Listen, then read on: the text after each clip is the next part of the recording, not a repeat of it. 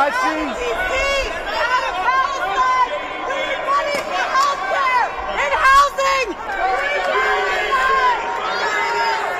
Yesterday, Vice President JD Vance, Secretary of Defense Pete Hegseth, and Deputy Chief of Staff Stephen Miller visited the National Guard at Union Station in Washington, D.C., attempting to justify their deployment of the military on the streets against American citizens under the false premise of reducing crime in a city where crime is already down 30%. Instead of investing in community policing, drug rehabilitation centers, and housing, their solution is to militarize the city, bring in the National Guard at huge expense, and scare people into submission with Nazi-style threats. The people of D.C. don't want them there. Businesses are hemorrhaging money as people are afraid to go out, and of course they'll claim that crime is down because of it, just as they did during the pandemic lockdown. But what's the real story behind this fascistic form of authoritarianism under the Trump regime? Ultimately, it's voter suppression. As the midterm elections approach next year, Trump will have realized his dream of dismantling sanctuary cities from the hands of mostly black and brown mayors, and will claim that their illegal use of sanctuary status goes against his America First policies or some shit like that. Remember, there's significant voter suppression happening in many Republican states already, from Texas redistricting to voter roll purges of 500,000 Americans in Georgia to Florida's election police unit, supposedly designed to crack down on non-existent voter fraud in the nation's third largest state.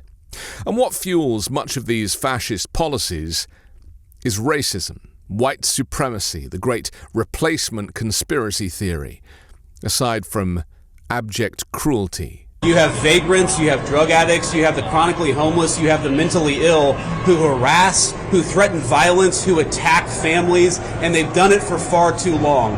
This should be a monument to American greatness. But if the President of the United States thinks that he has to extend this order to ensure that people have access to public safety, then that's exactly what he'll do. If he thinks he doesn't have to do that, obviously he'll make that determination. But we talk about human rights. We hear these people outside screaming, "Free D.C." Let's free D.C. from lawlessness. Let's free Washington, D.C. from one of the highest murder rates in the entire world. Let's free Washington, D.C. so that young families can walk around and feel safe and secure. That's what we're trying to free D.C. from. And as Stephen said, it's kind of bizarre that we have a bunch of old, primarily white people who are out there protesting the policies that keep people safe when they've never felt danger in their entire lives. We've got moms and dads and young families. Shouldn't they be able to enjoy public spaces without vagrants taking away basic public safety from the American citizenry? The fact that it's taken so long to bring common decency and law and order back to Washington, D.C. is an indictment of a generation of failed leadership. The way they talk about homeless people as vagrants, or look down on mentally ill people, or get their knickers in a twist about graffiti, is a clear expose of their purposeful hatred of the poor, the unhoused, the compromised, the disabled. You know, humans. They forget that many of the people they denigrate were once financially stable, housed, sober, and that humanity is flawed and that we are not all perfect, like they are. Trump finds millions of dollars to go golfing or organize a pointless summit in Alaska, but will never use public money for the public good. Trump has made 99 visits to his properties, including 62 to his own golf courses, a 37% increase from last term. That cost the taxpayer over $30 million. The eradication of the marginalized is what this toxic white male dominance craves. Their vision of a utopian nation is a white, wealthy one, where anyone who doesn't fit their demographic is either arrested or imprisoned or simply scared into the shadows. Miller's claim that hippies and communists are the ones shouting "Free D.C." and "From D.C. to Palestine, occupation is a crime" is typical of his Nazi propaganda. There are residents who lived in Washington, D.C. their entire lives. Their parents lived here, their grandparents lived here, and they have lived for generations in intolerable conditions of crime and decay. 99% of this city has been terrorized by 1% of the city. And the voices that you hear out there, those crazy communists, They have no roots. They have no connections to the city. They have no families they are raising in this city. They have no one that they are sending to school in this city. They have no jobs in this city. They have no connections to this community at all. But they're the ones who've been advocating for the 1%, the criminals, the killers, the rapists, the drug dealers. And I'm glad they're here today.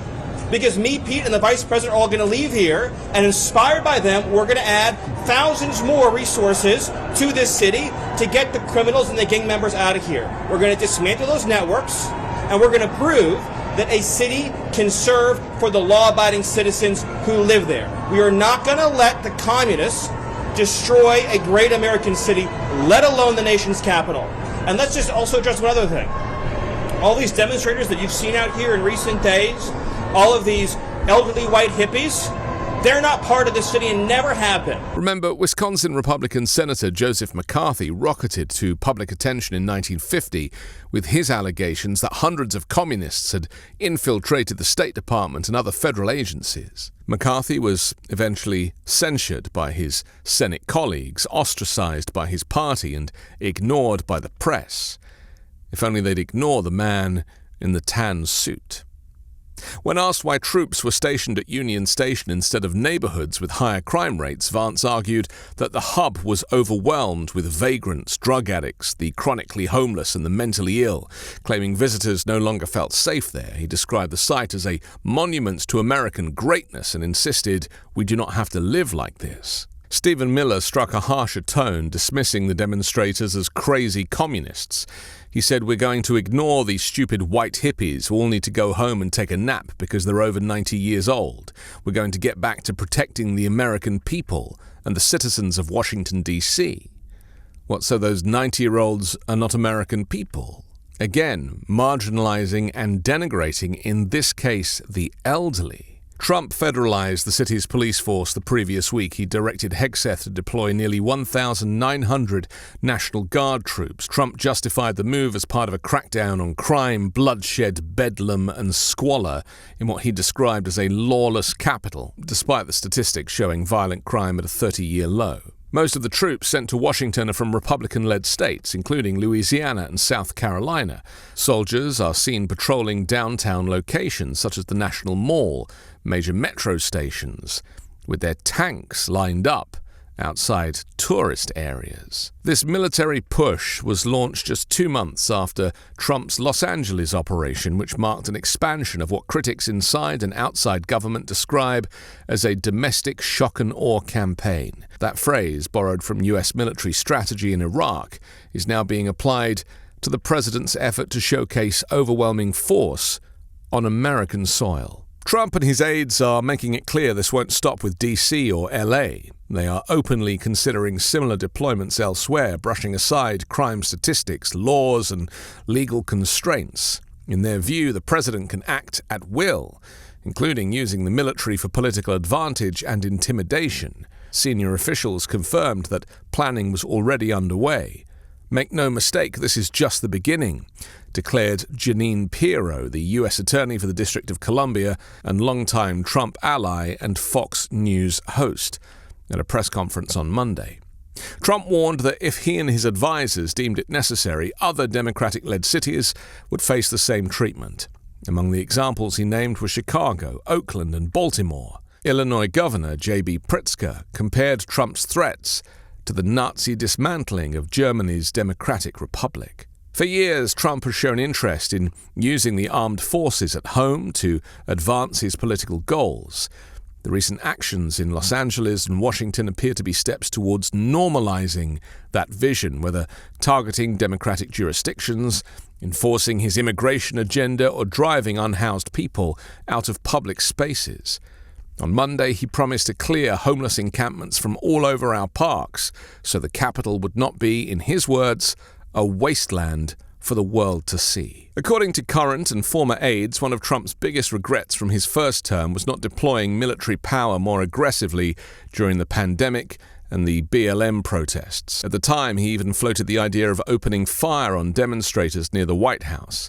That idea was ultimately rejected by Pentagon leadership. I recently received a letter from U.S. Attorney General Pam Bondi. It purports to notify me that Washington State, and these are her words now, has been identified as a so-called sanctuary jurisdiction. That's her line. By the way, on grounds that her letter makes no effort whatsoever to explain. She refers to unidentified policies and practices within Washington State that she asserts violate federal law.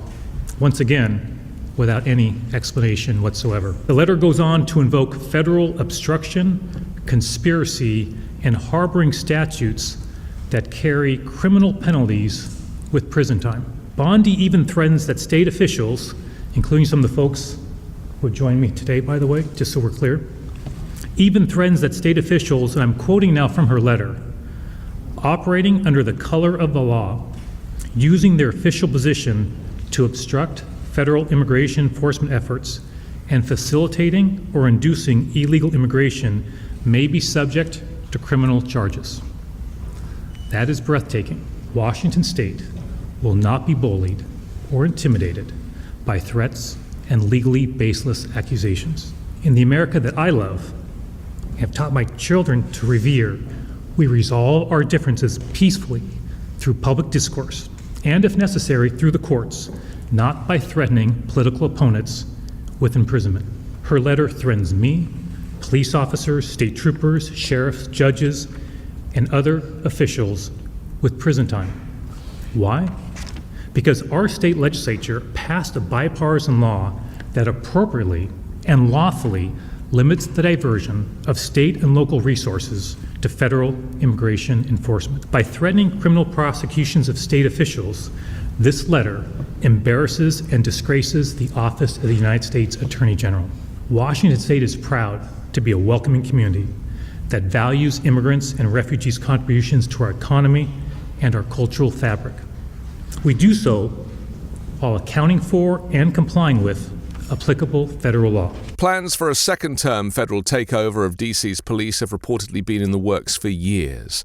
Trump's advisors have drawn up detailed playbooks for scaling up militarized crackdowns nationwide, not just in the capital. And this time, with Pete Hegseth by his side, he doesn't have the Pentagon to stop him.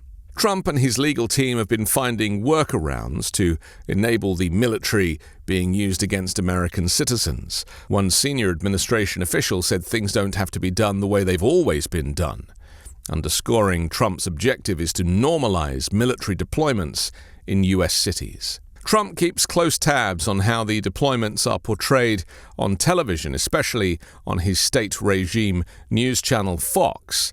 The Republican National Committee is also amplifying his message, portraying D.C. as a lawless hellhole and framing the Guard deployment as the only way to protect residents. But crime statistics and Trump's own record, including pardons for January 6 rioters who assaulted police, suggest that this campaign is less about public safety than consolidating political power. With a loyal team now surrounding him, Trump has more freedom than ever to wield the military at home for partisan ends and to cling to power by whatever means, even by force. I'm Anthony Davis. You can find me on the 5 Minute News YouTube channel and podcast, on Wednesdays co-hosting Uncovered, and on Sunday on The Weekend Show with Midas Touch.